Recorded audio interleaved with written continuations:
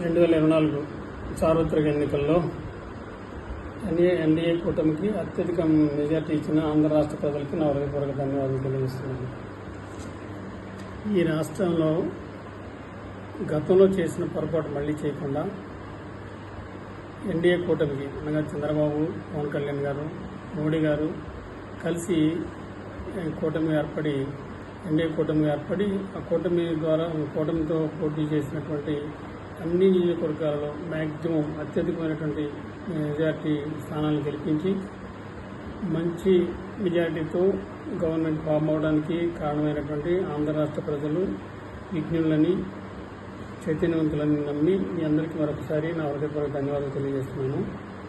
అయితే నేను చెప్పాలనుకున్న విషయం ఏంటంటే 2019 ఎన్నికల్లో మన ఆలోచనలు సరిగా లేకపోవడం వల్ల రాష్ట్రం బాగుపడడానికి ముఖ్యంగా ఈ రాష్ట్రం కొత్తగా ఏర్పడింది.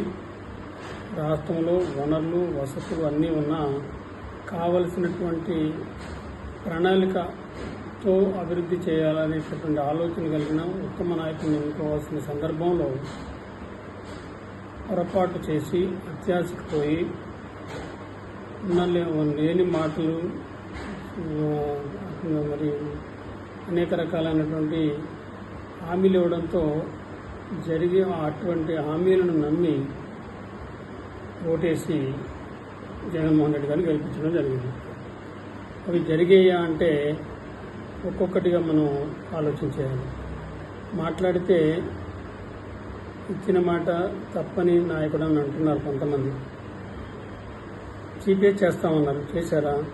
రాజధాని డ్రాప్ చేస్తాము, ఇక్కడే ఉంటాము, ఇక్కడ ఇల్లు కట్టుకున్నాము, ఇక్కడే అత్యధికంగా అసలు ప్రపంచంలో లేని రాజధానిని నిర్మిస్తాము, రాష్ట్ర కేంద్ర ప్రభుత్వం డబ్బులు ఇచ్చినా ఇవ్వకపోయినా చేస్తామని చెప్పారు. జగన్మోహన్ రెడ్డి గారు చెప్పారు, రోజా చెప్పింది, రాంబాబు చెప్పాడు, లోకల్లో పోటీ చేసి గెలిచిన ఆళ్ళ రామకృష్ణారెడ్డి గారు చెప్పాడు. ఇంతమంది చెప్పి మళ్ళా లేని కారు కోతలు కూడా కూశారు.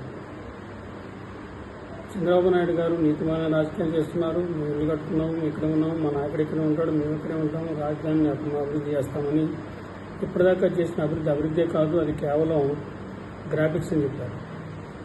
అలాంటి మాటలు నమ్మి ఓటేసి గెలిపిస్తే 5 ఏళ్లలో ఒక్క పనైనా చేశారా? రాజధాని పక్కన పెట్టారు. కానీ రాజధాని చంద్రబాబు గారు కట్టిన రాజధానిలో కూర్చుని పరిపాలన చేస్తూ కూడా దానిని ఇంకా గ్రాఫిక్స్ అని చెప్పారు. ఈ